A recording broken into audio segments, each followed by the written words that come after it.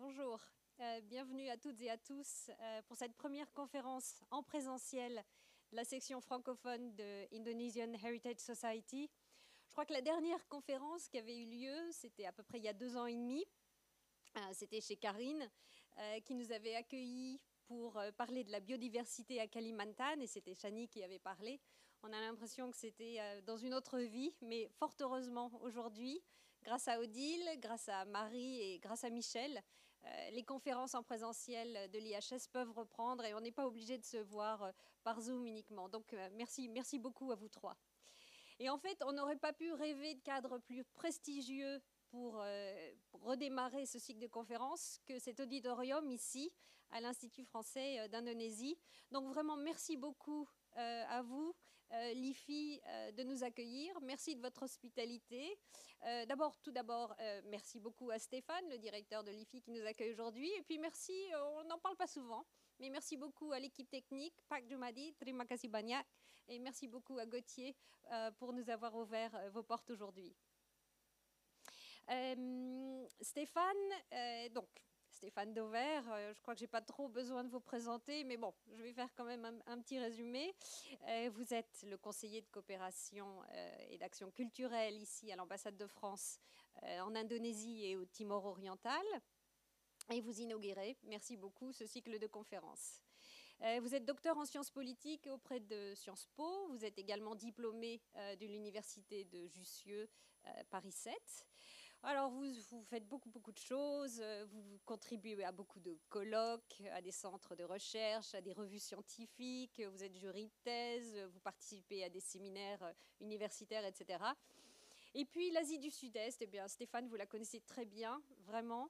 En tant que diplomate, vous avez été en poste ou en mission, vous avez été au Vietnam, en Birmanie, en Thaïlande, de même qu'en Malaisie, et puis bien sûr en Indonésie et au Timor-Leste.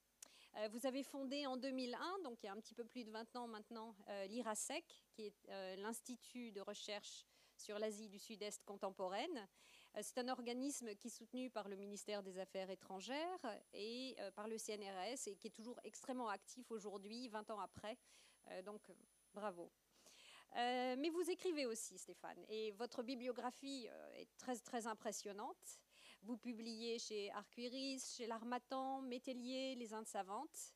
Alors évidemment, aujourd'hui, la liste de vos livres est bien trop longue pour que je la mentionne dans son intégralité.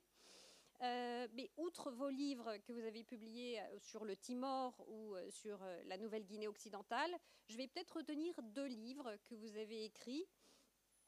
Tout d'abord, Indonésie. Voilà, Indonésie, un demi-siècle de construction nationale, qui a été publié en 2000, mais qui est bien sûr toujours d'actualité. Et puis beaucoup plus récemment, paru l'année dernière, en 2021, ce très beau livre, alors, il est beaucoup plus lourd, La grande histoire de la coopération scientifique franco-indonésienne, qui est vraiment un livre magnifique sur tout ce que la France et l'Indonésie ont pu partager en termes de recherche. C'est à la fois un livre historique, mais aussi très actuel, et donc un livre magnifique. Mais vous avez également publié 2 romans, je crois de science-fiction, si je ne me trompe pas, des nouvelles, des anthologies littéraires, des anthologies de poésie. Et puis, bon, dans une de vos très nombreuses vies, vous avez été aussi correspondant de Radio France Internationale. J'ai découvert ça il n'y a pas très longtemps. Peut-être qu'un jour, vous nous raconterez votre expérience. Mais bon, ce sera pour une autre fois. Car aujourd'hui, le thème de votre intervention, Stéphane Dauvert, est tout autre. Quelques jours après la capitulation japonaise à l'issue de la Seconde Guerre mondiale, les nationalistes, ici, réclament l'indépendance de l'Indonésie. C'est le 17 août 1945. Alors c'est un grand moment de joie, mais aussi très rapidement, immédiatement même, de nombreuses questions surviennent, à commencer par comment définir le territoire de l'Indonésie et ses frontières. Alors plusieurs options s'offrent et les nationalistes réfléchissent. Et finalement, on peut se demander quelles ont été leurs inspirations pour créer cette nouvelle nation qui est l'Indonésie. Donc c'est ce que Stéphane Dauvert va nous expliquer ce matin. Donc, si vous êtes d'accord, Stéphane va nous parler pendant, je sais pas, 45-60 minutes. À l'issue de la conférence, son intervention, il y aura à peu près, il y aura une session de questions-réponses où vous pourrez alors poser vos questions. Stéphane, si vous êtes d'accord avec ça, merci. Une autre précision, cette conférence est filmée. Et elle sera retransmise, elle sera postée sur YouTube, donc vous aurez l'occasion de la revisionner si vous le souhaitez ou de transmettre le lien. Merci d'éteindre vos téléphones portables et merci surtout à tous d'être venus aujourd'hui. Ça fait vraiment chaud au cœur pour ces bénévoles qui se démènent pour trouver des conférenciers. Merci aux conférenciers qui acceptaient de venir. Voilà. Merci beaucoup à tous de venir aujourd'hui. Stéphane, la parole est à vous. Je vous laisse. J'emmène tous mes livres.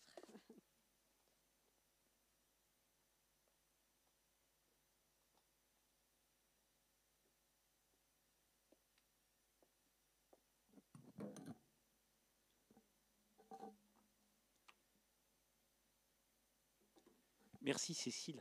Merci pour cette introduction pertinente, laudatrice, sympathique. Et puis je suis tellement content, je ne m'étais pas figuré qu'en fait c'était la reprise, que ces conférences de l'IHS avaient cessé pendant si longtemps. Et c'est vraiment un honneur de les reprendre avec vous. Merci pour ça. Merci à toutes les organisatrices de cet événement, les organisateurs de cet événement. Je pense que ces conférences sont structurantes pour la communauté, puis elles sont la preuve aussi de l'intérêt de la France, des Français, d'Indonésie pour le pays qui les accueille. Et je trouve que ça, c'est assez naturel, mais en même temps naturel et pas si naturel que ça. Merveilleux. Alors quand je dis naturel, mais pas si naturel que ça me donne une parfaite façon d'introduire ce que j'ai à vous dire aujourd'hui, parce que je vais vous parler d'un concept, d'une notion qui paraît aujourd'hui assez naturelle, mais qui en fait, disons il y a un siècle, au début des années 20 du XXe siècle, n'existait pas. Cette notion, ce concept, c'est tout simplement l'Indonésie. Et on a du mal à se figurer aujourd'hui quand on arrive dans ce territoire. Alors je regarde si ça marche. Ça marche. Oui, non, ce qui vient avant n'a pas d'importance. Me familiarise juste avec le... Voilà. Alors, vous avez le drapeau, là. Je dis l'Indonésie, une géographie familière, parce que pour nous tous, on a tous vu des livres de géographie, on a tous vu les cartes, elles sont dans tous nos esprits. Pour nous, cette Indonésie, elle est parfaitement naturelle, elle va de soi, tout comme le sont les frontières de la France, des États-Unis ou de tout autre pays. Alors, c'est d'autant plus naturel qu'au début de l'été 1945, mais je reviendrai sur cet événement qui va structurer beaucoup ma conférence, celui qui n'est encore que le futur président indonésien, puisque l'indépendance, il ne la proclamera que le 17 août, et là on est au début de l'été, et que cette indépendance ne sera reconnue que 5 ans plus tard, et il dit que même un petit enfant placé devant une carte du monde peut montrer que l'Indonésie forme un tout.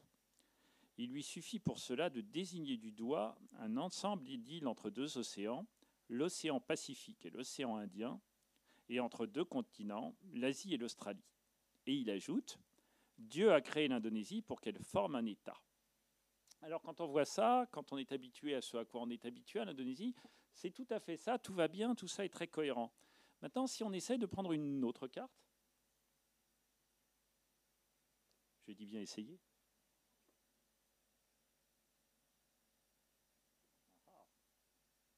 Je ne sais d'ailleurs pas vers quoi je dirige le curseur vers l'écran, ce qui est peut-être pas très...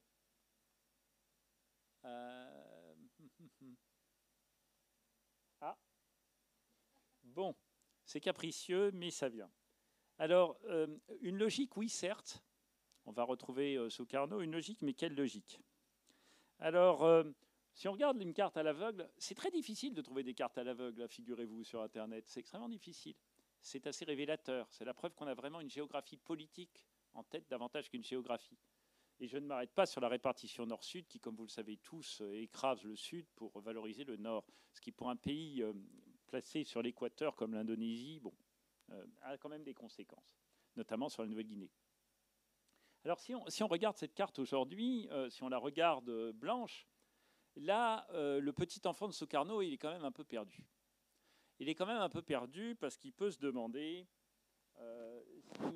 si ça, puisqu'on parlait d'un ensemble d'îles entre deux océans, si ça n'en fait pas un peu partie quand même. Pensons les Philippines. On peut se demander si, alors naturellement, le nord de Bornéo, ça va de soi, hein, ça fait partie de cet ensemble. Le Timor, pourquoi pas.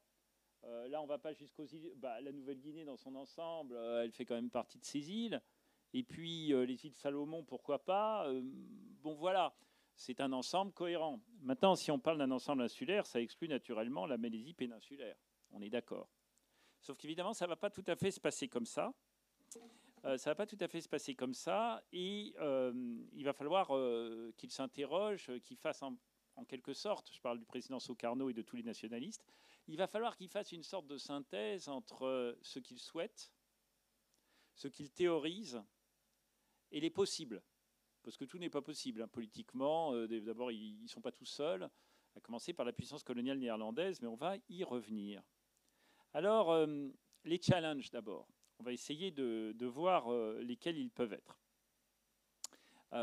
Premier challenge, comme je le disais, c'est la logique territoriale. Elle paraissait évidente sur la première carte, elle ne l'est pas du tout si on regarde la seconde. Le deuxième challenge, c'est la diversité linguistique. Alors, je vais l'illustrer, cette diversité linguistique. Vous m'excuserez de certains raccourcis historiques parce que je vais mélanger la situation de l'époque et la situation ancienne, puisque finalement, elle n'a guère évolué. Alors, là, vous avez une carte linguistique extrêmement simplifiée, j'insiste sur l'extrêmement simplifiée, de la diversité linguistique indonésienne. Alors, on le sait tous qu'il y a beaucoup de langues en Indonésie, on le sait tous. Mais là, par exemple, si vous prenez la Papouasie occidentale, pour les moins initiés, je montre là, il y a en fait, vous voyez, beaucoup de couleurs, mais pas du tout à la mesure des 300 langues qui sont parlées sur ce territoire. Donc là, vous avez un aperçu synthétique et simplifié de ce qu'est la diversité linguistique indonésienne. Alors évidemment, dans les années 40 dont on parle, elle était la même. Elle était même plus importante encore puisqu'il y avait moins de locuteurs de malais. Alors parlons des locuteurs d'indonésien malais. Ça c'est intéressant parce que c'est la situation aujourd'hui et c'est la proportion d'Indonésiens qui utilisent la langue indonésienne en famille. Si vous regardez les couleurs, le moins de 10% est quand même relativement présent. C'est vous dire quand même que contrairement aux idées reçues, l'indonésien, ce n'est pas une langue super naturelle pour la population qui vit dans cet archipel. Et bien sûr, là, je ne vous parle que de l'archipel tel qu'il est aujourd'hui. On va revenir à sa définition, puisque, comme je vous le disais tout à l'heure, même sur le plan territorial, c'est loin d'être acquis. Alors, vous avez un autre problème qui se pose, qui est important, on va y revenir et vous allez comprendre pourquoi, c'est la densité de la population. Alors, ça, c'est une vraie problématique. Une vraie problématique qui a été un petit peu gérée depuis 1965 avec l'Ordre Nouveau par le programme de transmigration massif. Les Néerlandais ont commencé en 1904 sur un programme de transmigration qui n'a pas été très ambitieux. Le président Sukarno a essayé de le poursuivre, mais il n'a pas vraiment réussi. Et donc, c'est dans les années 70-80 que les transmigrations sont importantes. Alors, transmigration, ça veut dire prendre des populations javanaises et les envoyer partout où il y a moins de monde, mais surtout en Papouasie, à Timor-Est, à l'époque où Timor-Est était indonésien, et dans toutes les provinces, aux Moluques, et dans toutes les provinces où on a envie de renverser les équilibres démographiques. Là, je viens bien sûr à l'histoire moderne, qui n'est pas notre sujet, l'histoire immédiate, qui n'est pas notre sujet. Par contre, ce qui est notre sujet, ce qui l'était et ce qui le reste, c'est que Java, là, c'est 7% du territoire national, 7%, pour 60% de la population, structurellement. 7%, 60%. Donc évidemment, il y a une énorme centralité javanaise. Ce qui est au moment de définir ce que doit être le territoire national indonésien, à l'époque où, comme je vous le disais, c'est pas très clair, on va y revenir, c'est tout le sujet de cette conférence, à un moment où c'est pas très clair, on a quand même un vrai déséquilibre. Et ceux qui pensent l'Indonésie, dans les années 40, mais même avant dans les dernières décennies de la colonisation, dans les années 20, 30, 40, 50, ce sont des gens qui sont pour l'essentiel originaires de Java. Alors, ça, c'est un problème qui est gommé par la manière dont on raconte l'histoire, mais c'est un problème bien réel. Alors, le mouvement fondateur théorique du nationalisme indonésien, là on reprend bien sûr l'histoire officielle, il y a eu une rencontre le 28 octobre 1928 à Batavia, donc l'actuel Jakarta, entre un certain nombre de jeunes qu'on va qualifier de nationalistes ou proto-nationalistes, qui sont des jeunes qui se retrouvent et qui vont prêter un serment qu'on appelle le serment de la jeunesse, Sumpah Pemuda. Et ces jeunes sont relativement peu nombreux, mais ils décident un certain nombre de choses qui sont importantes. Ils parlent d'un peuple indonésien, sachant que le mot Indonésie n'existe pas. Jusqu'à très tard, le mot Indonésie est proposé au Parlement néerlandais, par des députés néerlandais au Parlement néerlandais, il est refusé à l'époque. Donc c'est un mot qui existe peu, mais il faut en trouver un. Donc une nation indonésienne cimentée par une langue, la langue indonésienne, alors que la majorité de la population à l'époque sur le territoire revendiqué, quel qu'il soit, on va y revenir tout à l'heure, ça n'est pas le malais, mais c'est le javanais. Donc il y a cette idée de la Bahasa Indonesia, et ils choisissent un hymne national, qui est toujours le même, que vous connaissez, Indonesia Raya, et un drapeau national rouge et blanc, qui est toujours le même. Donc cette conférence de 1928, ce petit groupe de jeunes qui se réunit, est très fondateur. Alors il a ce défaut néanmoins, c'est que comme tous les mouvements proto-nationalistes ou nationalistes qui vont émerger entre les années 20 et les années 40, il est totalement centré sur Java. Le Sumpah Pemuda, c'est un serment de javanais. Alors, ils ont une vision large, comme vous voyez, mais ils sont javanais. Et puis, il y a les mouvements nationalistes qui le sont encore beaucoup plus. Alors, vous avez Budi Utomo, qui est le premier, qui est un mouvement plutôt de lettrés, donc assez englobant, dont provient le Sumpah Pemuda d'ailleurs. Le Sarekat Islam, qui lui est plus centré sur Java. Le Parti communiste indonésien, qui lui-même est très javanais. Et le Parti national indonésien, qui sera le parti du premier président, du président Sukarno, qui est aussi extrêmement javanais. Alors, ces gens-là perçoivent bien l'écueil. Ils le voient dans le Sumpah Pemuda, vous voyez, ils le disent, on voudrait être plus que Java. Mais c'est leur vision de javanais qui veulent être plus que Java. Mais ils ont cette vision extraordinaire du fait que s'ils prennent le javanais comme langue et Java comme référence, ils n'arriveront jamais à fonder une Indonésie véritable. Et c'est une force considérable. Et ça a été leur intelligence de ne pas prendre la langue de la majorité, de ne pas prendre la langue des élites et de ce qu'ils représentent eux-mêmes. Alors, maintenant, il faut qu'ils disent sur quel fondement historique on y arrive. On va y arriver par des moyens détournés. Sur quel fondement historique ils basent leurs revendications pour cette Indonésie qu'on intitule Indonésie récemment, qui n'existe pas préalablement à la colonisation, parce qu'évidemment, on peut revendiquer l'Indonésie coloniale. En gros, ça, puisque ça, finalement, c'est l'Indonésie coloniale qui va devenir l'Indonésie indépendante. Mais en fait, c'est pas tellement facile de dire notre pays existe parce qu'il existe dans des frontières qui ont été définies par des envahisseurs. C'est pas facile à faire, ça, conceptuellement. Parce que dire on veut s'affranchir d'envahisseurs qui ont créé notre pays, c'est compliqué. C'est conceptuellement vraiment, vraiment complexe. C'est une appropriation difficile.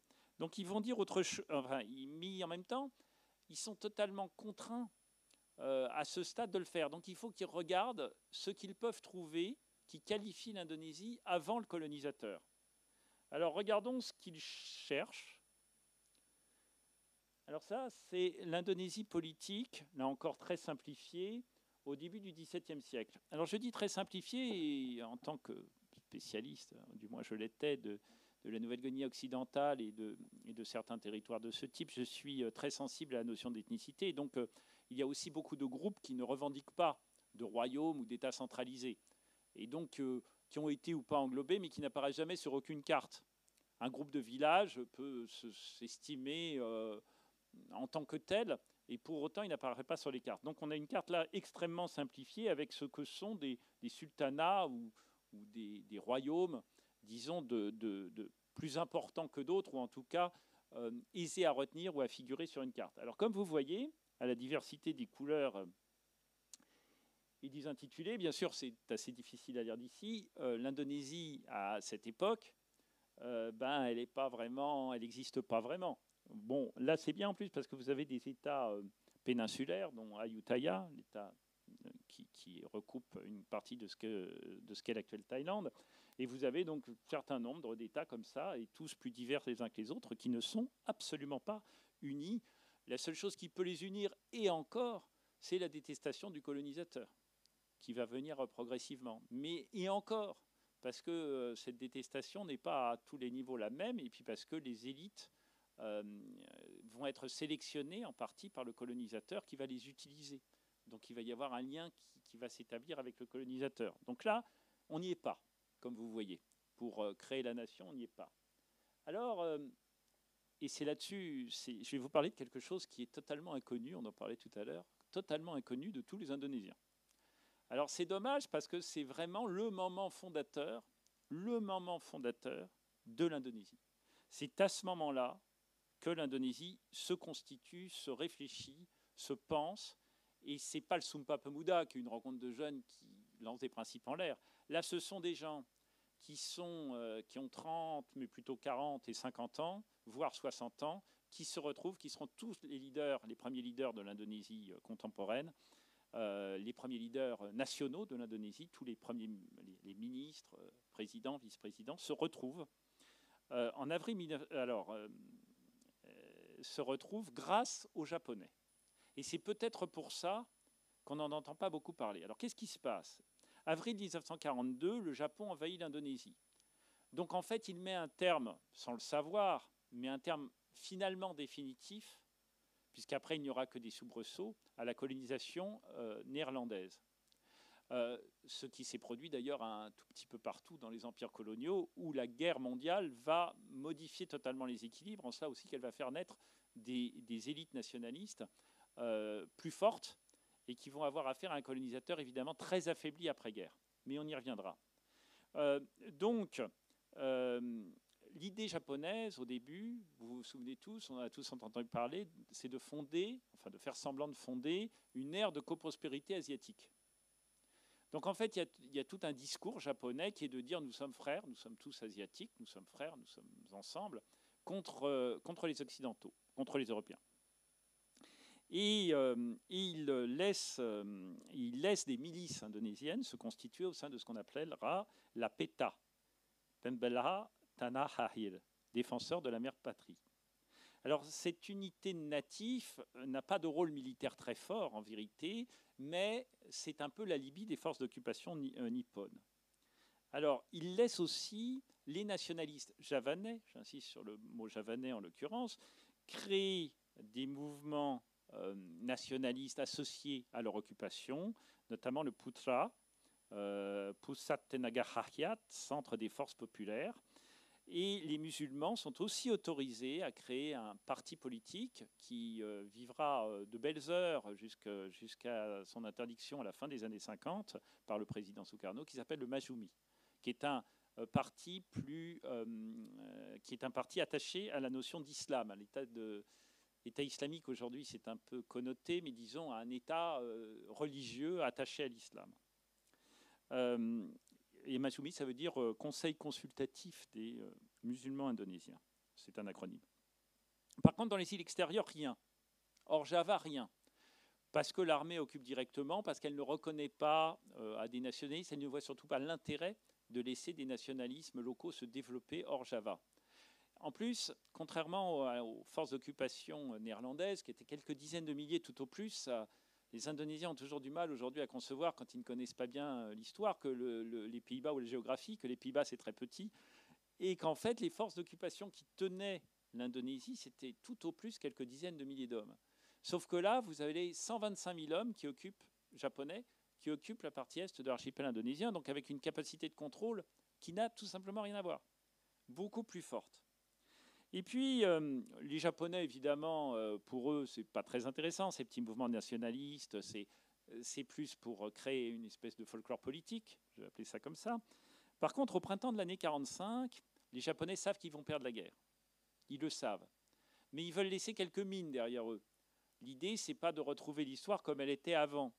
C'est d'arriver à marche vraiment forcée à ce que les Indonésiens prennent leur destin en main, sachant qu'eux ont perdu la guerre. Eux, les Japonais. Compliqué parce qu'il va falloir faire vite.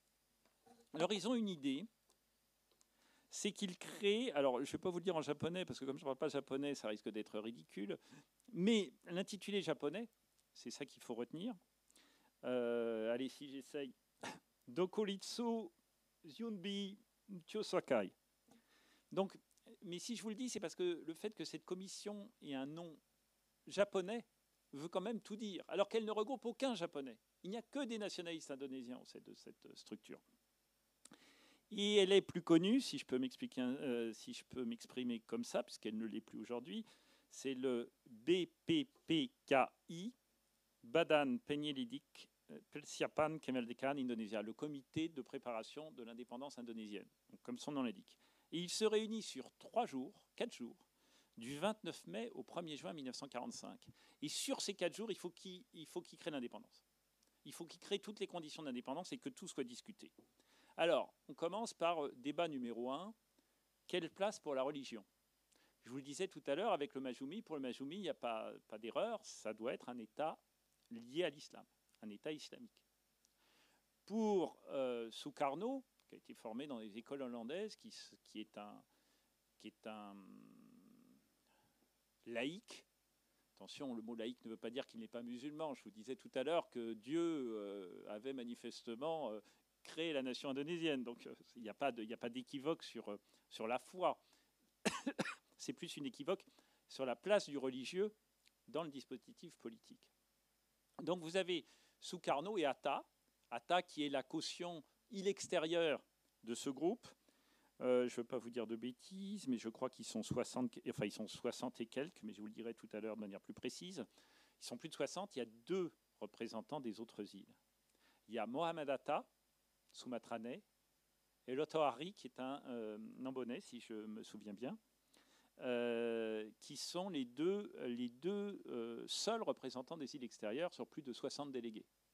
Alors évidemment, ça va beaucoup déterminer ce qu'ils pensent. Autre caractéristique identitaire du groupe qui est réuni par les Japonais, comme son nom l'indique, il est constitué de gens qui ont été très impliqués dans la colonisation japonaise, qui ont pris le parti du Japon contre les Pays-Bas, se disant que c'est ce qui allait servir leurs objectifs politiques d'autonomie et d'indépendance. C'est le cas de Sukarno, par exemple. Et tous ceux qui sont là ont été liés à la colonisation, à l'occupation japonaise, qui dure très peu de temps. Ceux qui n'y étaient pas, parce qu'il y en avait, ne sont pas associés à l'exercice. Ils sont notamment réunis, ceux qui s'étaient battus en fait contre le Japon, étaient réunis autour de quelqu'un, ça vous dira quelque chose à cause du nom de la rue notamment, c'est Sultan Syahir, qui lui avait fondé des mouvements qui étaient hostiles aux Japonais. Mais lui, évidemment, il n'est pas intégré par les Japonais à l'exercice de préparation de l'indépendance, c'est logique. Alors, première question, quelle place pour la religion? Ça l'emporte, l'option État laïque l'emporte à 1 voix sur les 60 et quelques. 1 voix. Deuxième question, République unitaire ou État fédéral? Bonne question. Alors, il va y avoir un paradoxe assez amusant, c'est que les Néerlandais, dans les années 20, il y avait eu des discussions au Parlement néerlandais, il y avait une députée, il ne devait pas y en avoir beaucoup au Parlement néerlandais à cette époque, mais une députée qui avait proposé la création d'une structure fédérale pour l'Indonésie, coloniale, hein, mais fédérale. Et là, le ministre des colonies de l'époque dit « Ah, mais pas du tout, c'est un patchwork insignifiant, donc il n'y a aucun sens politique au patchwork indonésien, donc ça ne peut être que centralisé depuis Jakarta. » Alors c'est assez savoureux, parce que les Néerlandais, pour garder la main le plus longtemps possible sur l'Indonésie, vont promouvoir l'option fédérale à partir de 1945, à partir de la proclamation de l'indépendance. Ils vont se battre pour dire « Ah mais non, mais en Indonésie, on ne peut pas tout centrer sur Java, il y a énormément de particularismes, et donc, on va les voir, et donc on ne peut pas rester centré sur Java. » Alors, ceux qui préparent l'indépendance, les Japonais sont encore là, les occidentales. en disant que ce qui comptait, c'était le vouloir vivre ensemble. Bon, c'est un concept européen dont vous avez sans doute entendu parler, qui a été porté beaucoup par Ernest Renan au début du XXe siècle, qui était la notion de vouloir vivre ensemble doit primer sur toute autre considération pour définir le périmètre d'une nation. Et donc, Atta dit, suivons Renan, décidons que c'est l'ensemble des Indes néerlandaises, moins la Papouasie, qui n'est pas constituée de Malais, mais de Mélanésiens, et demandons aux habitants de la péninsule malaise s'ils souhaitent rejoindre cet État unitaire qui va donc être constitué. Enfin, unitaire, lui avait voté contre, mais enfin, cet État qui va être constitué. Alors, ça ne plaît pas aux nationalistes dans l'ensemble. Et Sukarno étant suivi en cela par tous, dont quelqu'un que je vais citer tout de suite et dont je vous reparlerai tout à l'heure, qui est Mohamed Yamin. Mohamed Yamin est un personnage extrêmement intéressant, c'est un poète ultranationaliste, on en reparlera tout à l'heure, qui était le secrétaire du Sumpa Pemuda, de ce petit groupe qui s'est réuni en 1928, vous vous souvenez? Il était secrétaire de ce mouvement, donc il y a une espèce de continuité, et eux disent mais absolument pas. Ernest Renan s'est dépassé, c'est le terme qu'ils utilisent. Et alors voilà ce que dit Sukarno. Là, il le dit pendant le BPPKI, pendant ces 4 fameux jours. On ne peut séparer l'homme de la terre qui est sous ses pieds. Ernest Renan et Otto Bauer ne voyaient que les hommes. Ils ne pensaient qu'à la communauté, au sentiment des gens. L'âme et le désir. Il ne prêtait attention qu'au caractère des gens, non au lieu, au territoire, à la terre habitée par l'homme. Quel est ce lieu? C'est la patrie, et la patrie, c'est un tout. Alors évidemment, ça détermine un système assez peu démocratique, en tout cas pour la conception du territoire, puisqu'on englobe des gens, qu'ils le veuillent ou non, parce qu'ils appartiennent à la dite patrie, ce que le fameux petit enfant est supposé pouvoir percevoir naturellement. Et comme il dit que ce sont des données structurelles qui rattachent l'homme à la patrie qu'il a vu naître, il n'a pas à s'intéresser aux vœux des populations. C'est pour ça qu'il répond à Atta, qui lui avait dit « mais les Papous, ce sont des Mélanésiens, c'est un autre groupe ». Il lui dit qu'il ignore totalement les vœux de la population papou. Il le dit c'est dans les minutes du BPPKI, ce ne sont pas exactement des minutes, mais il y a un gros livre qui a été rédigé par Mohamed Yamin, qui est évidemment plus du tout disponible, mais qui est paru dans les années 50, en 2 volumes, un très gros opus qui raconte ces 4 jours. Et lui dit, j'ignore, donc Sukarno dit, j'ignore totalement le vœu des populations papoues, et ça n'a aucune importance, puisque ce n'est pas ça qui doit définir l'appartenance ou non au territoire de la patrie indonésienne. Donc, le 11 juillet 1945, au terme du BPPKI, au moment où, bien longtemps après ces 4 jours, c'est la 2e séance. Et merci. Et donc, au terme de ces 4 jours, il y aura une 2e séance qui sera un petit peu plus inclusive, puisque dans la 2e séance, celle de juillet, il y aura 2 des représentants des mouvements de CIR, donc des mouvements anti-japonais, qui sont représentés. Bon, 2 certes, mais 2 sur 66. Et il y aura, comme je vous le disais, 2 sur 66 venant des îles extérieures aussi. Et donc, 39 des 66 délégués adhèrent à la proposition défendue par Sukarno et Yamin, donc, en se prononçant en faveur d'un espace national indonésien comprenant les Indes néerlandaises, notre Indonésie qu'on voyait tout à l'heure, qui est l'Indonésie contemporaine, auquel on inclut la Nouvelle-Guinée, donc la Papouasie, mais dans son ensemble, et auquel on inclut aussi les territoires du nord de Bornéo, Sarawak, Brunei et Sabah, et à laquelle on inclut aussi la Malaisie et le Timor portugais. Et là, vous avez 39 des 66 délégués qui se prononcent en faveur de ce périmètre-là. Atta, qui exclut donc la Nouvelle-Guinée, mais qui pourrait intégrer les territoires de la Malaisie britannique, pour peu que la population le souhaite, remporte 6 voix sur 66.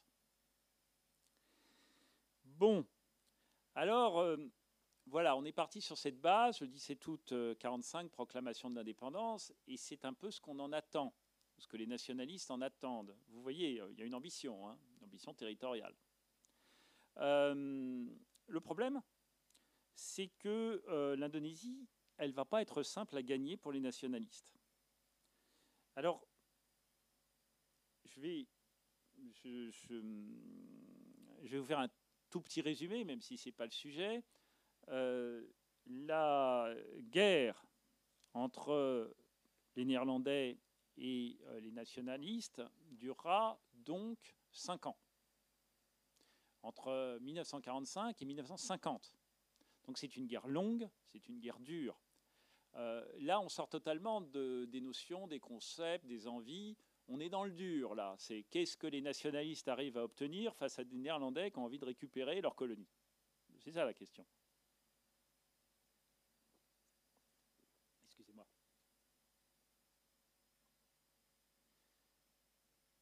Alors, il y a un premier accord, il y a plusieurs accords qui sont signés en vertu du flux et des reflux des forces. Globalement, les nationalistes perdent.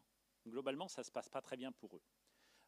Ils sont très suivis à Java, mais les forces néerlandaises sont plus efficaces. Il y a aussi des supplétifs de l'armée coloniale qui viennent curieusement de l'est de l'archipel indonésien, eux, qu'on appelle les Hollandais noirs, et qui sont pour la plupart des Minasa, donc du nord de Sulawesi, célèbre aujourd'hui, et des Moluccois.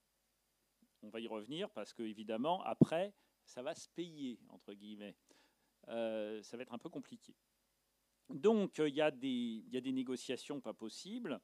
Et puis, ces négociations amènent à ce que, bien sûr, les nationalistes qui étaient réunis au sein du BPKI ne veulent surtout pas.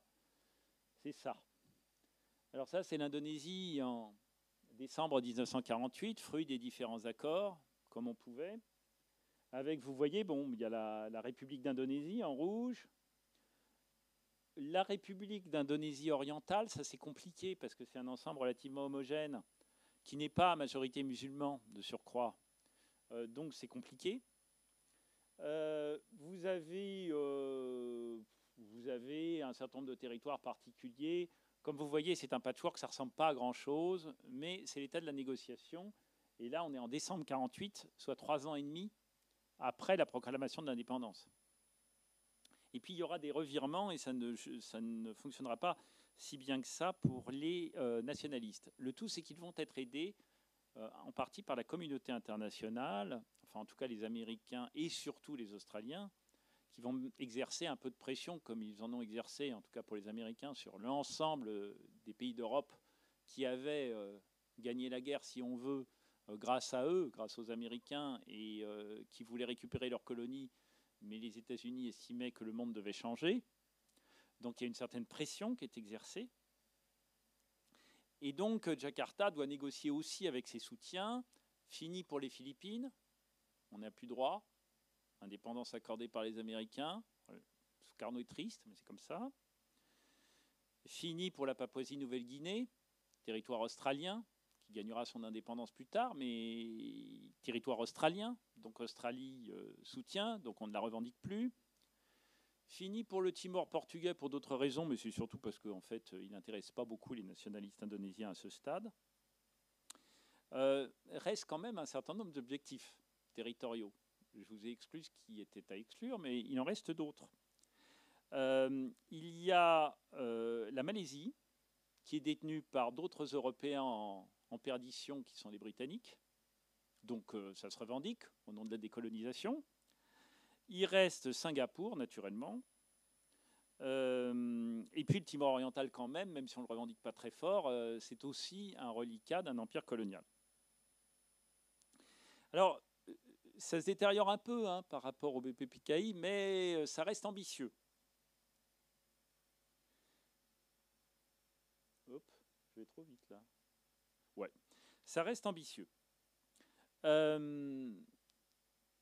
Comment faire pour arriver à asseoir l'ambition? Et c'est là qu'on rentre dans le vif de mon sujet. Je vous rassure, je ne parlerai pas pendant 2 heures, mais c'est là qu'on rentre dans ce qui a produit le titre de cette conférence. c'est la nécessité de réécrire les histoires, de réécrire l'histoire indonésienne pour, cette fois, consacrer ce qui peut encore l'être, faire part de la frustration devant les territoires qu'on ne peut pas avoir et revendiquer très fortement ce qu'on peut avoir. Ça, c'est l'étape que je qualifierais de l'étape du début des années 50. Parce qu'il y a beaucoup de frustration au début des années 50. L'Indonésie réussit à obtenir le transfert de souveraineté en 1949, mais sur une base d'un État fédéral. Donc on retrouve quand même, en tout cas, toujours l'État d'Indonésie de l'Est et un certain nombre d'États. Et finit le 17 août 1950 seulement par imposer une république unitaire, donc celle qui était souhaitée. Donc on retrouve l'Indonésie telle qu'on l'a aujourd'hui selon le principe très établi à l'époque, qui est le principe de la succession d'États. L'Organisation des Nations Unies à l'époque dit un État nouvellement indépendant doit s'inscrire dans les frontières de la colonisation. Alors là, ce qu'on est en train de vivre et d'expliquer sur l'Indonésie, évidemment, vous le savez, sur l'Afrique, ça a été terrible. Parce que l'Afrique, c'était très artificiel, les frontières coloniales. Alors, elles sont souvent tirées à grands traits, le congrès de Berlin, etc. Donc c'était vraiment extrêmement artificiel. Et donc, selon le principe de la succession d'États, on ne peut récupérer en principe un pays que dans les frontières coloniales. Donc pour l'instant, les nationalistes, ils sont dans les frontières néerlandaises, moins la Papouasie que les Néerlandais gardent. Papouasie occidentale.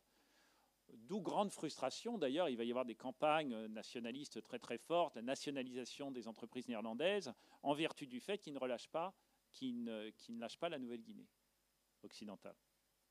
Bon, en tout cas, il va falloir réécrire l'histoire. Alors, quand je dis les Indonésiens vont réécrire l'histoire, ils vont écrire l'histoire, ça peut paraître un tout petit peu péjoratif. C'est pour ça que je voudrais commencer par vous parler des ancêtres des nôtres, qui sont les Gaulois. Parce que ça permet de relativiser un petit peu ce qu'ont fait les Indonésiens eux-mêmes. Alors nos amis les Gaulois, du temps des Gaulois, donc il y a 2000 ans, un petit peu plus, il y avait en France tout un tas de populations non reliées les unes aux autres, qui ne parlaient pas la même langue et qui pour la majorité d'entre eux étaient des Celtes. Les Celtes qui étaient autochtones des 2/3 nord-est de ce qui est aujourd'hui la France, subdivisés en des dizaines et des dizaines de groupes, de langues, de territorialité, de mœurs et de cultures différentes. Alors, grâce à Astérix, on les connaît tous un peu, les Avernes, les Sénons, les Atrébates, les Éduins, les Parisis, les Buturiges, enfin, et tout un tas d'autres. Et ces Celtes côtoyaient au sud des Ibères, des Basques, des Ligures, alors qu'eux n'avaient absolument rien à voir avec eux, mais qui occupaient aussi ce qui est aujourd'hui la France. Alors, c'est quoi les Gaulois? Bon, ils n'existent pas du tout à l'époque, il n'y a pas de Gaulois. Celui qui fait exister les Gaulois, paradoxe d'Astérix, et là on vient en contrepoint d'Astérix, c'est Jules César. C'est Jules César parce que Jules César, pour des raisons de politique intérieure, rédige un traité qui s'appelle la guerre des Gaules. Et ce traité vise à dire qu'il a été tout à fait héroïque, que son armée, il est devant le Parlement, il est devant le Sénat romain, et que son armée mérite plus de moyens, et que d'ailleurs il a un héroïque opposant, enfin, il doit faire face à une armée constituée de Gaulois menée par un certain Vercingétorix. Et c'est lui qui crée ça. Il crée Vercingétorix, en quelque sorte. Il a pris un chef symbolique qu'il érige en chef fédéré de l'ensemble des peuples de Gaule, et la Gaule qui est définie en opposition à Rome. Donc la Gaule, c'est le territoire que lui essaye de maîtriser en tant que général et premier consul. Puis les Gaulois, après la guerre des Gaules, ils disparaissent complètement de l'histoire française. Ils ne réapparaissent en fait que beaucoup plus tard. Ils réapparaissent au XVIe siècle, au milieu du XVIe siècle, avec la paix de Cato Cambrésis, qui prive la France de ses conquêtes d'Italie et qui donne en quelque sorte à l'Espagne la prééminence sur l'Europe. Donc on a un vrai problème en France à ce moment-là, et c'est le moment où en 1560, une commande royale du premier volume de Les Recherches de la France d'Étienne Pasquier. le dit Étienne Pasquier, qui écrit en français, ce qui est une nouveauté par rapport aux écrits en latin, de manière à diffuser cette idée nationaliste, au moins aux lettrés, qu'il y a des ancêtres aux Français qui ne sont surtout pas les Romains ou les Gallo-Romains, enfin les Romains ou les peuples héritiers des Romains, mais qui sont donc des Gaulois. Alors ça ne durera qu'un moment, parce qu'après, au XVIIe, l'idée que les ancêtres des Français sont les Gaulois disparaît complètement et ça redevient les Francs. Donc les Francs qui sont les descendants de Francion, le fils d'Hector de Troie, et l'histoire de France pour les rois de Henri IV, Louis XIII, Louis XIV, Louis XV, Louis XVI, ce sont les descendants de Clovis. Donc ce sont les Francs. Et puis, il y a un certain Nicolas Fréret qui expose au roi Louis XIV une thèse selon laquelle, alors lui il le fait en 1714, selon laquelle les Francs, peuple germanique, installés en Gaule en soumettant les peuples indigènes, ennuyeux, et les 10 peuples indigènes, qui sont ceux qui méritent considération, sont les Gaulois. Il le dit fort, il l'écrit, il est embastillé. Pour ça. Parce que non, on ne peut pas remettre en cause l'héritage de Clovis. Clovis, soit dit en passant, dont on n'a aucune preuve de l'existence historique. J'ai découvert ça il n'y a pas très longtemps. Ça ne veut pas dire qu'il n'a pas existé, mais rien au grand jamais ne montre qu'il a existé en tant que tel. Il n'a pas eu de Jules César pour le présenter, donc on ne sait pas du tout si Clovis a ou pas existé. Par contre, les Francs, en tant que concept et comme concepteurs de l'État-nation France, ça, ils sont utilisés. Ils sont importants. Alors, tout ça pour vous dire que nous n'avons pas le privilège, enfin les Indonésiens, pardon, n'ont pas le privilège exclusif, puisque voilà, on a une iconographie parmi les innombrables iconographies bien connues, et surtout bien connues à la fin du 19e siècle et au début du 20e siècle, ou dans tous les livres d'école, notamment les manuels scolaires d'Ernest Lavis, qui sont des manuels scolaires que tout le monde a un peu en tête, montrent les Gaulois, ancêtres qui se battent contre les Romains, etc. Alors en Indonésie, qu'est-ce qu'on a ? L'Indonésie est bien embêtée parce qu'elle, il faut qu'elle retrouve ses Gaulois, et par rapport à tout ce que je vous ai montré tout à l'heure, notamment les héritages des royaumes islamiques, enfin des sultanats islamiques plutôt précoloniaux, ça va pas être facile. Alors il y a les grands héros qu'on ressort déjà, les Diponegoro, les Hasanuddin, des gens qu'on ressort, qui sont les héros du début de la période coloniale, qui luttent contre la colonisation néerlandaise, donc en tant que tels, mais qui échouent évidemment tous parce qu'ils n'ont pas du tout de puissance de feu face aux Néerlandais, et puis que c'est très divisé. Donc bon, eux, on les utilise un peu comme figure tutélaire, mais ça ne dit pas ce que pouvait être une grande Indonésie. À un moment où il n'y avait plus de Cambodge, donc reconstituer le Cambodge en s'appuyant sur Angkor, c'est particulièrement pertinent, mais c'est aussi particulièrement facile. C'est un peu plus difficile pour les Indonésiens. Heureusement, les orientalistes, il y en a aussi côté néerlandais. Il n'y en a pas côté français.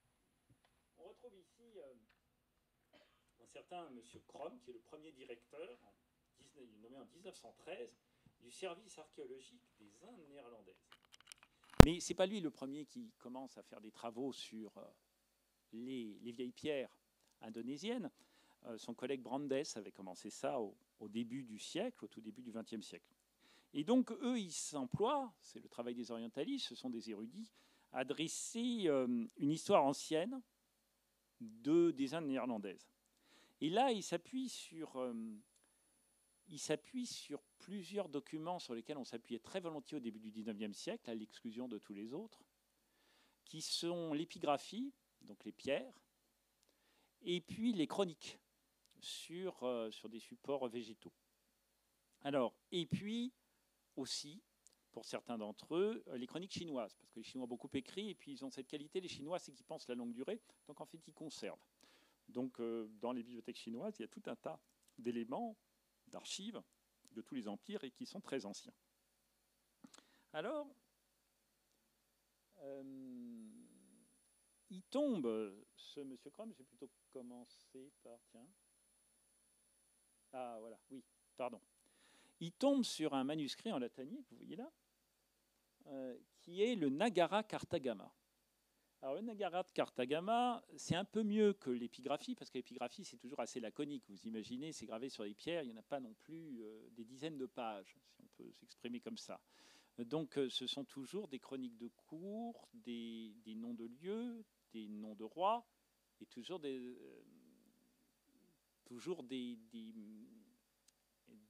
écrits à la gloire de ces souverains, puisque ce sont ces souverains qui les commandent.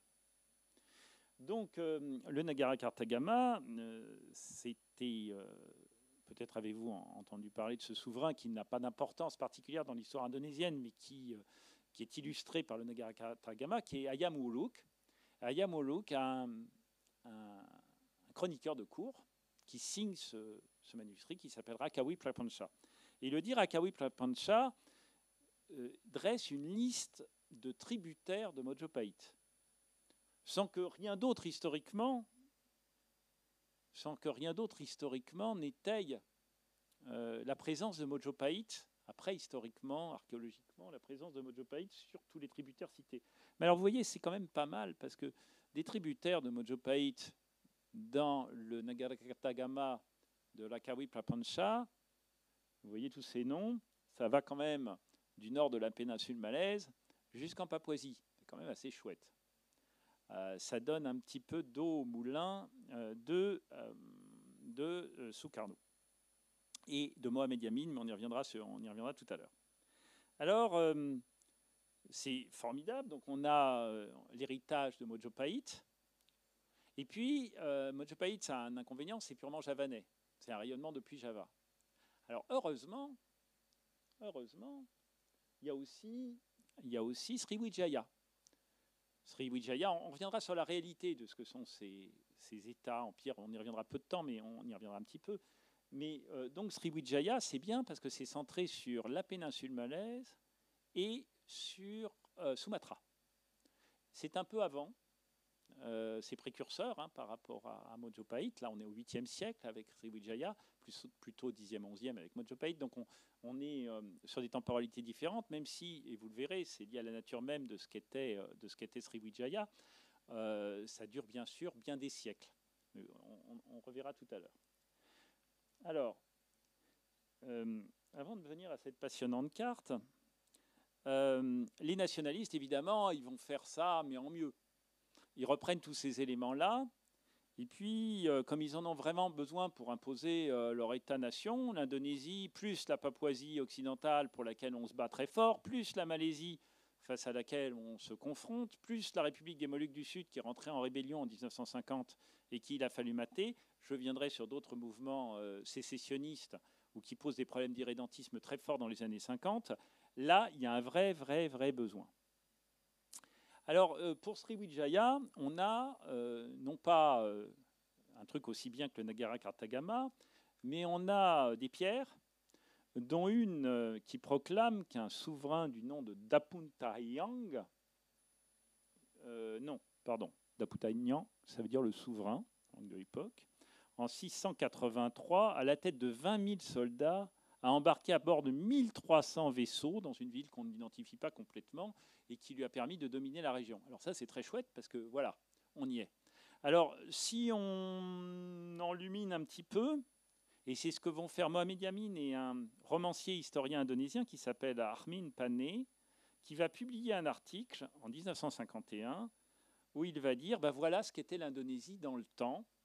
Alors, je ne vous ai pas mis la carte originale, qui est un peu vilaine, mais je l'ai refait de manière à bien discriminer ce qui est Sriwijaya et ce qui est Mojopahit, plutôt que de prendre l'ensemble, selon lui, et ça donne ça. Donc ça, c'est l'Indonésie légitime, ça, c'est l'Indonésie historique légitime. Bon, vous voyez, ça va jusqu'au Sri Lanka, donc ce serait bête de se priver, hein. Mais on a une belle fuite en avant, si on peut dire. Alors pourquoi cette fuite en avant et pourquoi aller aussi loin? On a le Décan indien, une partie du Décan indien, on a la Thaïlande, enfin, allons-y. Pourquoi va-t-on si loin? Alors, d'abord, il y a cette notion de nouvelle frontière. L'Indonésie, si j'osais, je dirais Uber Alles. L'Indonésie, c'est le grand État émergent de la région. La Malaisie, vous savez, sera créée beaucoup plus tard sur les ruines d'un empire colonial. Donc, bof. La Thaïlande est un État faible qui a survécu à la colonisation, mais qui est un État relativement faible. Et donc, on peut revendiquer, au nom aussi d'un côté pan-malais, il y aura ce projet de Mapindo, Malaisie, Philippines, Indonésie, intégrés dans le même ensemble. L'initiative, d'ailleurs, viendra plutôt des Philippines, ce qui est intéressant. Mais en tout cas, on a tous ces projets englobants, et Sukarno se voit, vous le savez, la conférence de Bandung, etc., il se voit à l'époque comme un grand leader du tiers-monde, et il a une ambition territoriale à la mesure de cela. Mais il y a aussi un effet fuite en avant. Alors, j'ai pas fait de carte pour ça. Il y a un effet fuite en avant parce qu'il est confronté à des difficultés intérieures, mais énormes, considérables. D'abord, sur le plan politique, c'est une démocratie, mais une démocratie assez peu stable, où les partis se confrontent assez durement, entre le Majoumi, le Parti communiste, qui sont les deux grosses forces extrêmes, on va dire, de l'échiquier politique, mais il y a aussi le PSI, le Parti socialiste indonésien, et puis le PNI, donc le Parti national du président Sukarno, et ces partis sont en tension très très très forte au début des années 50. Je vous le disais, il y a eu la rébellion de la République des Moluques du Sud, qui au moment de la dissolution de l'État d'Indonésie orientale dont je vous parlais tout à l'heure, au moment de la dissolution, les Moluccois estiment qu'ils n'ont pas de salut au sein de l'Indonésie, puisqu'ils sont très favorisés par la colonisation, qu'ils sont tous chrétiens, qu'ils sont tous très éduqués, donc proclament de manière assez brutale, proclament la République des Moluques du Sud, mais ce qui est brutal, c'est la répression par les forces nationalistes, et elle est écrasée dans le sang. Et d'ailleurs, ce qui est intéressant avec la République des Moluques du Sud, c'est que c'est la seule fois peut-être dans l'histoire de l'Indonésie, la seule fois, où un groupe très important de gens vont quitter le pays. Parce qu'en 1965, au moment des massacres entre guillemets communistes, 65-66, les gens ne sont pas partis, assez curieusement, ou très peu. Par contre, toute la population moluccoise, une grande partie de la population éduquée moluccoise, en 1950 part pour les Pays-Bas. Raison pour laquelle vous retrouvez aux Pays-Bas beaucoup de gens d'origine moluccoise, y compris pour les amateurs de foot, de grands joueurs de l'équipe néerlandaise qui étaient originaires des Moluques. Alors, il y a donc c'est la République des Moluques du Sud. Et puis ces tensions entre les partis. Tensions entre les partis qui vont dégénérer à tel point que certaines factions de l'armée vont créer des sortes d'États indépendants, pour les uns à Sumatra, PRRI, pour les autres à Sulawesi, Permesta, qui sont donc des États qui rentrent en totale opposition avec le pouvoir. Sans parler du Darul Islam, qui est un parti dont je vous parlais parce que c'était un des premiers partis, mais qui est un parti musulman dur, mais qui persiste après l'indépendance, au lieu de se dissoudre après l'indépendance, et occupe une grande partie de Java Ouest. Et se bat à Java Ouest. Et il y a des connexions avec Aceh, autre territoire, je ne vais pas rentrer dans les détails, parce que les irrédentismes, on pourra en parler longtemps, mais Aceh, qui par tradition, est opposé à l'État central indonésien. Par tradition, pour plusieurs raisons. Allez, je fais un tout petit détour quand même. Pour plusieurs raisons. La première, c'est qu'ils sont restés indépendants beaucoup plus longtemps que le reste de l'Indonésie. Ils ont lutté contre les Néerlandais. Vous avez peut-être entendu parler de Teuku Umar et surtout de la fameuse Tut Ngadien, qui était son épouse et qui a continué la lutte pour l'indépendance d'Aceh. Il y a un beau film des années 80 avec Christine Hakim, l'actrice, je vous invite à le voir. Donc il y a cette résistance à la colonisation. Ça a été le premier territoire décolonisé par les Néerlandais qui n'y sont jamais revenus après-guerre. Et donc Aceh a beaucoup soutenu le mouvement nationaliste javanais en demandant en contrepartie que lui soit reconnu un statut particulier et notamment la possibilité de créer un État islamique à Aceh. Ce que Sukarno a accepté, les nationalistes ont accepté. Sauf qu'évidemment, une fois l'indépendance proclamée et la situation bien stabilisée à Jakarta, la promesse ne sera pas tenue. Donc se crée, en lien avec le Darul Islam, et très vite sous ce nom-là, le Gerakan Aceh Merdeka, qui est le mouvement pour l'indépendance d'Aceh, qui aujourd'hui n'existe quasiment plus, je dirais, mais qui a été très important en Indonésie jusque dans les années 90. Donc vous avez cette explosion d'Aceh, Java Ouest qui est plus sous contrôle, une partie du sud de Sulawesi qui est plus sous contrôle à cause du Darul Islam, une autre à cause du Permesta qui est plutôt un mouvement militaire. Vous avez à Sumatra le PRRI qui est en fait un mouvement d'opposition frontale au régime présidentiel de Sukarno. Sukarno va bientôt imposer ce qu'il appellera la démocratie dirigée, comme son nom l'indique, elle est surtout dirigée. Et donc, vous êtes dans une tension intérieure très importante. Donc, il y a cette surenchère nationaliste autour de ça, qui est particulièrement précieuse. Tous ensemble, oui, si, malgré tout, tous ensemble. Alors là, je vous ai mis une photo de Mohamed Yamin. Il n'est pas tellement à son avantage sur la photo, mais en fait, il sourit jamais, ce type-là. Enfin, en tout cas, sur les photos, c'est impossible de trouver quoi que ce soit qui lui soit favorable. Et Mohamed Yamin il est intéressant parce que c'est le secrétaire général, je vous le disais, du Sumpa Pemuda. C'est ensuite une personnalité très importante du BBPKI.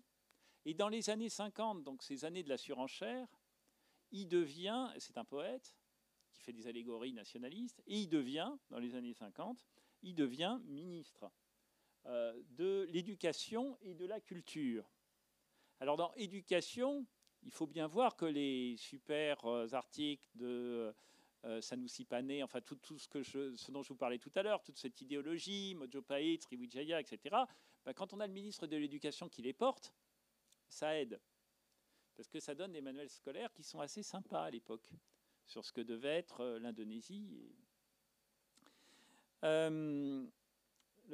Bon, voilà donc le cabinet Ali Sastro Amijojo. Alors les cabinets, là, c'est un cabinet ultra longue durée, parce qu'il dure 2 ans. Hein. À l'époque, on est plutôt sur 3 mois. Donc on est sur des cabinets extrêmement volatiles, avec le coup d'État du PRRI qui est attribué au PSI et au Majumi. PRRI, hein, c'est Sumatra, les généraux qui vont à Sumatra, mais qui sont associés à des mouvements religieux, notamment le Majumi et le PSI, et donc ces partis sont interdits par Sukarno qui lance la démocratie dirigée à ce moment-là. C'est vous dire, c'est le bazar, sans vous parler de la situation économique qui est quand même très très inquiétante à la fin des années 50 et au début des années 60. Donc Sukarno multiplie les discours publics. Si je vous ai mis celui-là tout à fait au hasard, d'ailleurs je ne sais même pas où c'était, s'il multiplie les discours publics, c'est justement pour porter toujours cette idée de la Grande Indonésie contre tous, avec une opposition des ennemis du peuple, en quelque sorte, et des ennemis extérieurs, parce que dans ces cas-là, il faut des ennemis extérieurs. Alors ça tombe bien, parce qu'en Nouvelle-Guinée, on a jusqu'en 62 l'ennemi extérieur, puisque les Hollandais ont gardé la Papouasie occidentale. Donc c'est la grande cause indonésienne. L'Indonésie récupère en 62, formellement en 69, mais en réalité en 62, la souveraineté sur la Papouasie occidentale.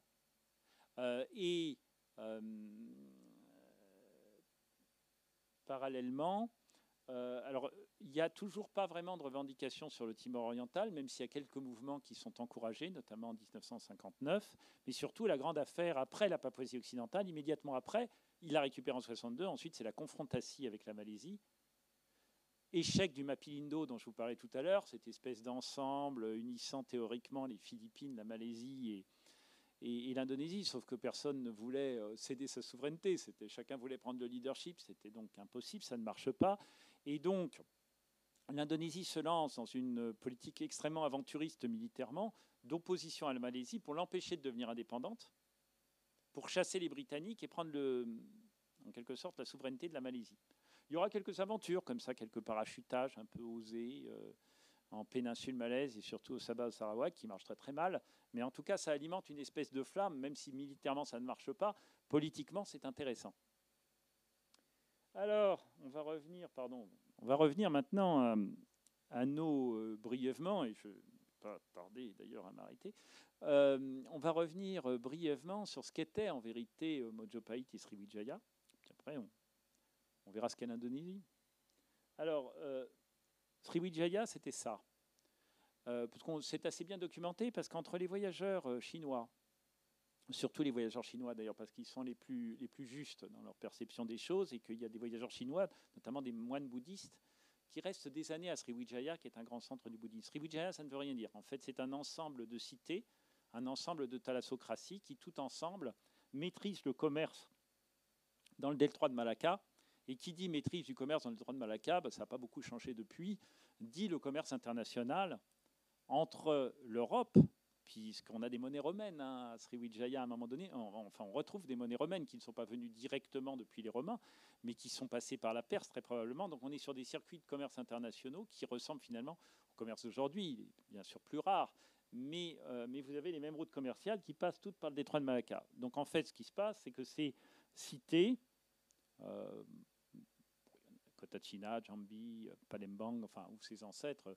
Il y a un certain nombre de cités qui existent plus ou qui existent encore, mais y compris sur la péninsule malaise. D'ailleurs, c'est exactement le même ensemble. Tout le monde est bouddhiste, donc on retrouve le même type de statuaire. Et puis, vous avez les produits de l'intérieur des terres, vendus par des populations indigènes sans contact politique avec les États côtiers, mais qui vendent leurs produits. Et donc, les bateaux qui passent, notamment les bateaux chinois, sont remplis avec des produits non seulement chinois, mais aussi les produits de la péninsule et de Sumatra, et partent vers l'Europe. Et il y a surtout des taxes qui sont prélevées par les caciques locaux qui habitent ces différentes cités, qui abritent les navires font relâche, et puis il y a évidemment des dîmes qui sont prélevées et du commerce qui s'établit. Donc c'est ça, Sriwijaya, en fait. Et ça dure longtemps parce que c'est logique, ça marche forcément très bien. Quant à Mojopahit, Mojopahit, ça a été depuis assez bien documenté, notamment par des sources épigraphiques, mais autres aussi, les statuaires et les chroniques. Et donc on arrive à peu près à voir ce que ça pouvait être. Alors là, ça a été d'assez courte vie, mais ça fait partie de ce que Denis Lombard, le historien, appelait les royaumes concentriques, c'est-à-dire que ce sont plutôt des royaumes agraires, qui en fait rayonnaient plus ou moins selon les périodes. Il y avait un effet battement de cœur, hein, et souvent vivaient le temps en fonction de leurs voisins, prospéraient plus ou moins. Et tous ces États vont se diluer pour deux raisons. L'une, c'est l'arrivée de l'islam, alors que ce sont des États indo-bouddhiques, des royaumes indo-bouddhiques. Et la deuxième, la deuxième est de loin la plus importante, mais qui est liée à l'arrivée de l'islam en réalité, c'est le commerce. Parce que ce qui va faire la richesse, ça ne sont plus les productions des royaumes agraires, c'est le commerce international dont je vous parlais pour Sriwijaya. Et ce commerce international, évidemment, favorise les villes côtières. Donc ce commerce international favorise le Pasisir, donc toutes les villes qui sont autour de Java, et marginalement de Sumatra, mais non, de Java essentiellement, au détriment des royaumes intérieurs qui vont donc péricliter. L'islam arrive de manière tout à fait non violente par le biais de ses commerçants, notamment par des commerçants indiens. Alors, à l'heure de conclure, tout ce dont je viens de vous parler, pour vous, c'est nouveau. Alors, c'est nouveau, peut-être parce que vous n'êtes pas tous très familiers de l'Indonésie, encore, même si je vois beaucoup de gens qui le sont déjà vraiment. Mais en fait, ça n'est pas familier parce que tout ce discours, tous ces enjeux nationalistes, toute cette nécessité de créer l'Indonésie, eh ben, on ne le retrouve plus aujourd'hui. Dans les manuels scolaires, aujourd'hui, la présentation de Sriwijaya et Mojopahit, bon, on améliore un peu parce que c'est de bonne guerre, mais on n'est plus du tout dans cette projection fantasmagorique et cette fuite en avant ultranationaliste et impériale des années 50-60. Pourquoi ? Parce que la situation économique est celle qu'on connaît, et surtout, et je vais terminer là-dessus parce que je trouve ça très, très, très, très spectaculaire, et puis je vais vous adresser mon mea culpa, sachant que ne pas être seul dans l'erreur ne vous affranchit pas de vos erreurs. Quand je travaillais sur l'Indonésie dans les années 80, 90, fin des années 80 et début des années 90 surtout, je faisais partie de ceux qui pensaient qu'après cette période impérialiste de l'époque Sukarno, que je vous ai décrite, après la période de la terreur militaire de Suharto, que je ne vous ai pas décrite puisque ce n'est pas mon sujet, l'Indonésie n'arriverait jamais à devenir démocratique sans exploser. Je vous ai parlé d'une multitude de mouvements nationalistes que vous avez, irrédentistes, de mouvements locaux que vous avez sans doute plus ou moins retenus. L'idée, c'était de vous montrer que c'était profus, qu'il y en avait vraiment beaucoup, qu'il y avait des vrais enjeux d'unité nationale, et ces enjeux d'unité nationale n'existent plus. Et là, on revient au Sumpah Pemuda, peut-être, à cette sagesse invraisemblable de jeunes Indonésiens dans les années 20 qui arrivent à s'affranchir de leur propre identité en disant « mais l'Indonésie, ça n'est pas nous, ce ne sont pas des Javanais seulement. L'Indonésie, c'est une langue qui n'est pas la nôtre, c'est un territoire qui n'est pas le nôtre, et ça a une vocation englobante, y compris sur le plan historique. Appel à Sumatra, premier vice-président indonésien et sumatranais. L'attelage est resté longtemps entre un Javanais comme président et quelqu'un d'une île extérieure comme vice-président. Ce n'est plus le cas aujourd'hui, mais Aujourd'hui, on n'a plus vraiment la nécessité de ces équilibrages parce que les équilibrages se sont bien faits. Alors, il y a eu des équilibrages à marche forcée, les transmigrations, il y a eu ces équilibres idéologiques, il y a eu aussi des maillages absolument extraordinaires par l'administration indonésienne. Je pense au planning familial qui a un peu disparu aujourd'hui, mais tous les postes de santé, un taux d'alphabétisation extrêmement important et à l'échelle de l'ensemble du territoire. Donc bien sûr, on peut voir les limites fonctionnelles, parce qu'on reste dans un pays qui n'a pas énormément de moyens et qui ne les répartit pas, qu'un pays ne le fait, mais ne les répartit pas de manière équitable, forcément. Mais en tout cas, on était dans une logique englobante, dans une logique nationale, au sens large, formidable.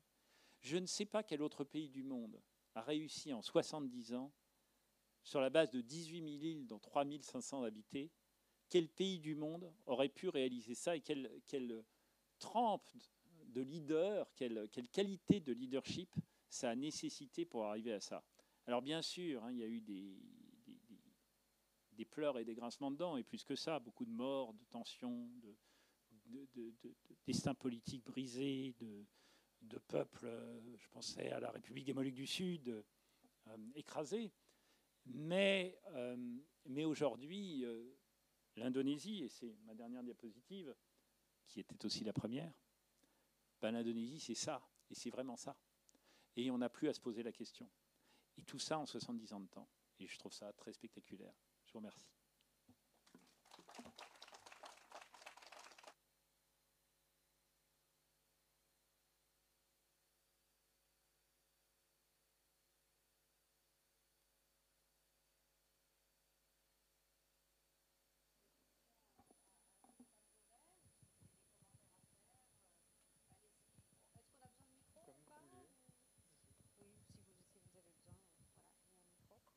Oui, Virginie. Bonsoir, merci, c'était très très intéressant. Oui, bonjour, c'est vrai, je ne suis pas réveillée moi. Une question, deux questions. Pourquoi vous dites, si vous écrivez Mojopahit, alors on prononce souvent Majapahit, ça je pense que c'est un problème de traduction.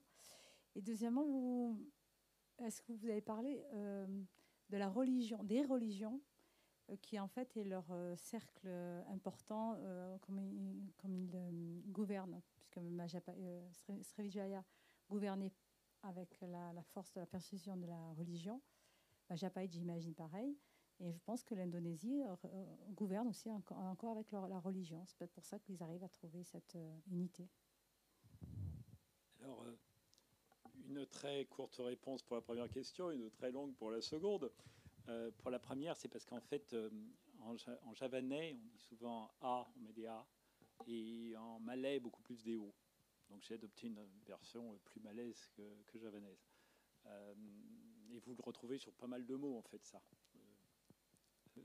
Alors sur la seconde question, l'État laïque, quelle est la religiosité de l'État? Alors jamais les Indonésiens, vous le savez tous, se présentent comme laïcs, ça n'existe pas. C'est attaché à sa religion. Le Pancasila, j'en ai pas parlé, c'est pourtant extrêmement important, fait partie de ces principes fondateurs qui sont invoqués lors des séances du BPPKI. Le Pancasila, c'est aussi une des créations magiques qui va cimenter l'ensemble du peuple. Et le premier principe, c'est croyance en un Dieu unique.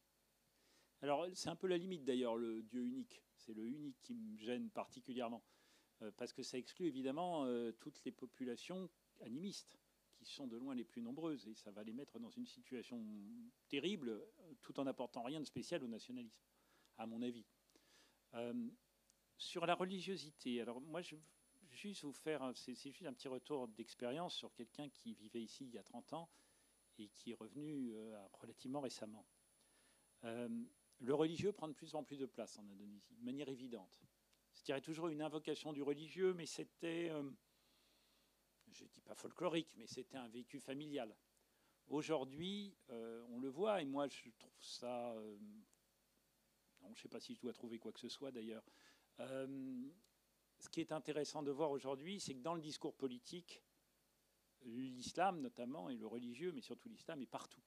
Bon, rien que le fait que quand on s'adresse à vous, on vous dit salam alaikum en séance publique, ce n'était pas du tout le cas il y a 30 ans. Personne n'aurait songé à dire salam alaikum. Ça n'est pas l'idée. Ça, c'était bon pour la mosquée, mais ça ne servait pas en séance publique. Et aujourd'hui, le fait... alors, on s'est beaucoup demandé si, avec la démocratie, les partis religieux allaient prendre le pouvoir. Les partis Pembela Islam, enfin des partis durs, des partis inquiétants pour le reste du monde. Et puis non, ils n'ont jamais vraiment percé, ou pas substantiellement. Et donc, on s'est dit, ah ben, c'est assez rassurant. C'est la preuve qu'on est toujours sur l'idée du Panchasila. Mais ce dont on ne s'est pas aperçu, c'est que la religion sourdait de partout dans la société indonésienne, et que même les partis dits laïcs, les partis dits plutôt séculiers que laïcs, les partis séculiers, jouaient dans la surenchère religieuse. Aujourd'hui, il n'y a plus de discours politique en Indonésie sans invocation de l'islam notamment et du religieux de manière plus générale.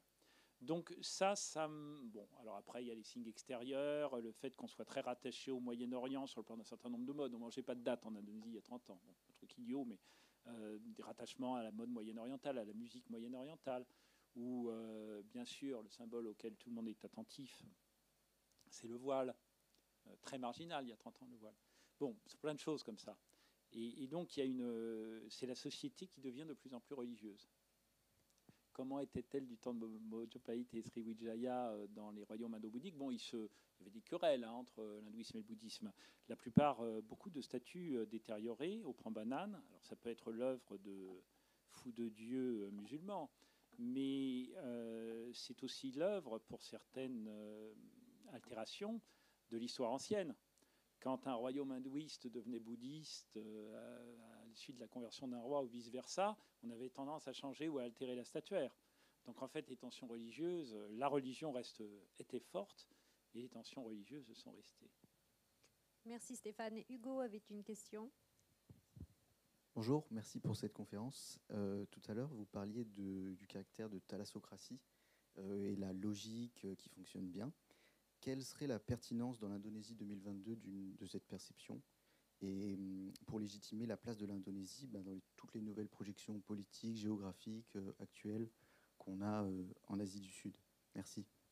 Alors ça c'est une vraiment très très bonne question parce qu'elle rejoint vraiment tout un tas de préoccupations qui se recoupent. Alors, première chose à dire, c'est que l'Indonésie, je vous disais que le Passisir avait pris de la place, mais alors curieusement, dans l'Indonésie indépendante, c'est une Indonésie qui, bien qu'insulaire, est totalement tournée sur la terre. Peu de gens savent nager, et très peu de pêcheurs.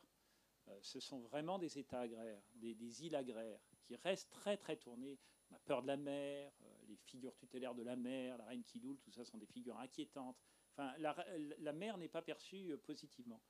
Et sur le plan institutionnel, le premier ministère de la mer date du président Abdulrahman Wahid, date de Gusdur. Il n'y avait pas de perception de la mer. Et aujourd'hui, il y a un ministère de la mer, un ministère coordinateur de la mer et des investissements. Et donc, il y a cette volonté, effectivement, d'englober l'Indonésie à travers son espace maritime et puis de valoriser un prisme océanique, stratégie indo-pacifique de la France, on parler de ce genre de choses. Mais pas seulement. Il y a vraiment une vision, disons, maritime qui se développe. Alors, est-ce que c'est une mode? Ou est-ce qu'il y a les moyens est-ce qu'il y a des ambitions derrière? C'est compliqué, parce qu'il y a aussi des problématiques d'environnement qui deviennent très vives, des problématiques de sécurité. L'Indonésie n'a pas d'ennemis. Elle n'a pas d'ennemis, sauf si on prend en compte la mer. Puisque la Chine n'est dangereuse pour l'Indonésie, a priori, que par la mer, à travers des atteintes à sa souveraineté, même si ça la touche bien moins que tous les autres États d'Asie du Sud-Est. Mais enfin, il y a un risque maritime, nécessité de contrôle de la richesse ou du potentiel de richesse maritime, que ce soit le potentiel halieutique, qui est très largement pillé, les pêches. Et puis, il y a les impératifs de sécurité, je vous le disais, mais toutes ces richesses pillées par des flottes non légales, mais contre lesquelles on ne peut rien, parce que les forces maritimes sont insuffisantes, parce qu'il n'y a pas de flotte de pêche alternative indonésienne. Donc il y a cette nécessité-là, et puis il y a des enjeux écologiques, mais là, je ne suis pas sûr que je rentre encore dans la modernité indonésienne. Ça, c'est la modernité que je souhaite.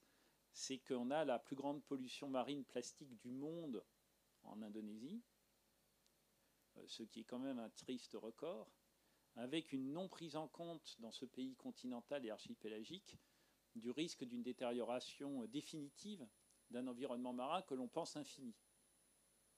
Bon, voilà quelques éléments de réponse à votre question. Une autre question? Frédéric et ensuite Marie. Les États-Unis ont annoncé, les États-Unis ont annoncé leur volonté de renforcer leur présence en Asie du Sud-Est, notamment par rapport à la Chine. Je voulais votre avis sur le rôle que pourrait jouer la religion islamique ici pour ce retour des États-Unis. Est-ce qu'ils prennent en compte cette religion islamique qui monte en puissance ici? Merci. Alors, ce que je vais vous dire, c'est plus une perception, c'est pas très bien informé. Je ne sais pas exactement jusqu'où les États-Unis veulent aller. Bon, la question de l'émergence chinoise est évidemment totalement cruciale pour tout le monde, hein, y compris pour nous. C'est une vraie préoccupation française, hein, et c'est une préoccupation pour le monde entier. Comment canaliser, on va dire, il ne s'agit pas de la freiner ou quoi que ce soit, mais comment canaliser cette volonté de développement international de la Chine. Alors, la difficulté pour les États-Unis, c'est de négocier leur présence en Indonésie. Mais c'est aussi le problème pour la Chine, hein. C'est-à-dire que l'Indonésie est un pays continental qui n'a pas besoin des autres, qui s'estime relativement dépourvu de voisins, qui a très peu de relations internationales d'une manière générale. Ce qui m'amusait, c'est que pendant longtemps, au début, le président Jokowi ne se donnait pas la peine d'aller à l'ouverture de l'Assemblée générale des Nations unies en septembre. C'était un des rares leaders mondiaux à ne pas le faire.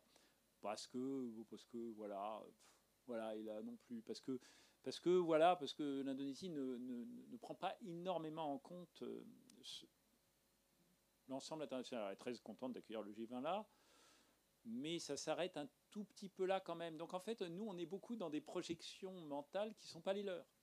C'est-à-dire que si nous, on a des ambitions pour l'Indonésie, nous, France, alors il y en a par exemple sur la transition bas carbone.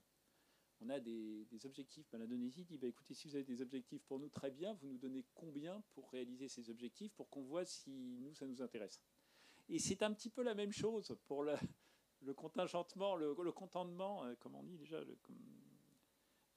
pour la stratégie pour bloquer la Chine. C'est pas une stratégie indonésienne, ça.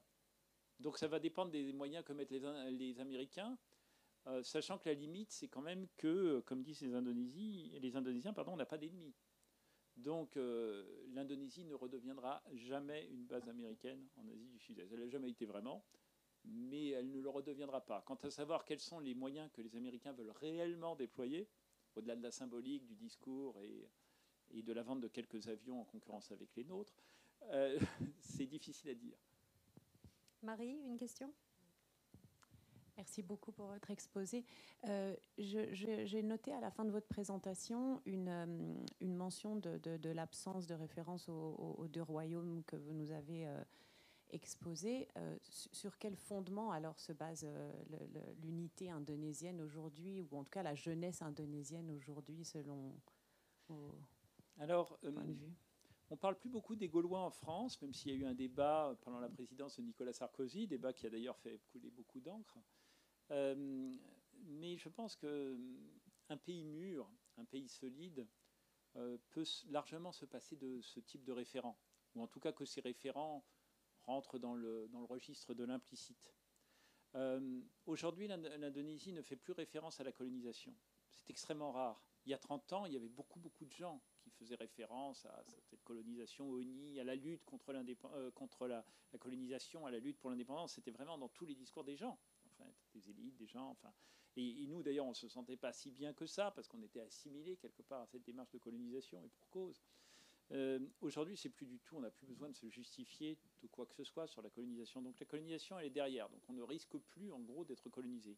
Je le disais, pour les Américains et les Chinois, on n'a pas d'ennemis. Donc il n'y a pas vraiment de risque d'être pris avec. Et en dehors du cas sensible, très particulier et très compliqué de la Papouasie, il n'y a pas de risque de séparatisme. Il y avait le cas irritant du Timor oriental, qui est quand même indépendant depuis 20 ans.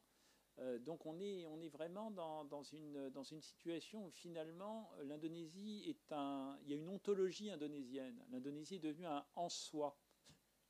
C'est un petit peu comme si cette carte ne se discutait plus, comme si personne n'avait lieu à finalement, on retrouve les termes de Soekarno, hein, même un petit enfant peut voir que l'Indonésie forme un tout. Et en fait, on est pratiquement retombé sur cette absence de conceptualisation initiale. Ça va de soi, c'est un en soi l'Indonésie. Alors maintenant, bien sûr, il y a des manuels scolaires, comme dans toutes les écoles du monde, il y a des manuels scolaires. Je ne les ai pas énormément regardés dernièrement, mais un petit peu quand même. Et franchement, on est assez proche. Alors on parle beaucoup d'histoire mondiale, peut-être pas assez d'histoire indonésienne, ça soucie d'ailleurs les Indonésiens, mais quand même, c'est équilibré. Et puis assez équilibré, et puis il n'y a pas de... On ne sent pas de pathos, si vous voyez ce que je veux dire. On ne sent pas de nécessité de montrer quelque chose qui n'aurait pas, ou qui n'existerait pas, ou qui ne serait pas conforme à une perception générale au nom d'un impératif. C'est plus le cas. Alors, en fait, je continue, je rebondis sur la question de Marie. Moi, il y a un graphique que tu as montré qui explique que finalement un nombre assez réduit d'Indonésiens parlent le Bahasa Indonesia chez eux à la maison aujourd'hui. Est-ce que les jeunes aujourd'hui sont d'abord rattachés à leur langue régionale, à leur ethnie, plutôt qu'indonésiens, ou est-ce qu'ils se définissent comme indonésiens d'abord et leur ethnie par la suite? Alors, aujourd'hui, il y a un changement assez radical. C'est qu'il y a quelques décennies, les gens se définissaient par leur ethnie d'origine, de manière évidente. Ensuite, par ce qui n'était pas en contradiction avec le fait d'être indonésien. Et aujourd'hui, de manière assez curieuse, si on demande aux gens de se définir en ne fermant pas la question, ils vont se définir pour beaucoup par leur religion. Ils vont se définir par l'islam, qui est un concept par définition un peu internationalisé. Je ne pense pas que la langue soit autant qu'elle a pu l'être un vecteur de différenciation culturelle. Je pense que c'est plutôt, voilà, c'est comme ça, c'est en famille.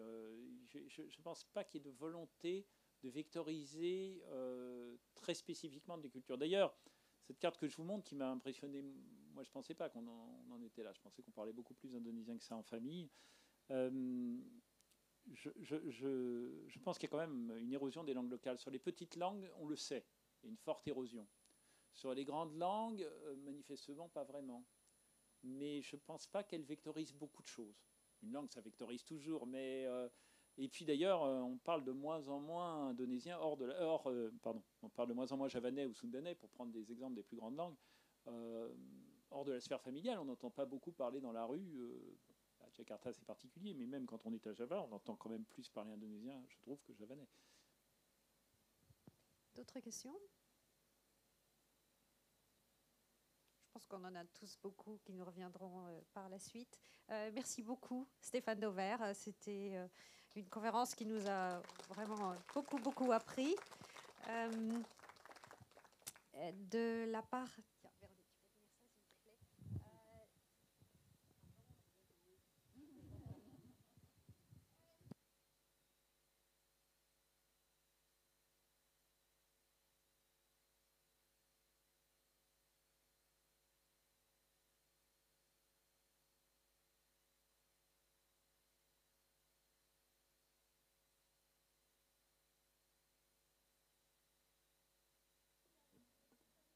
Moi, j'ai...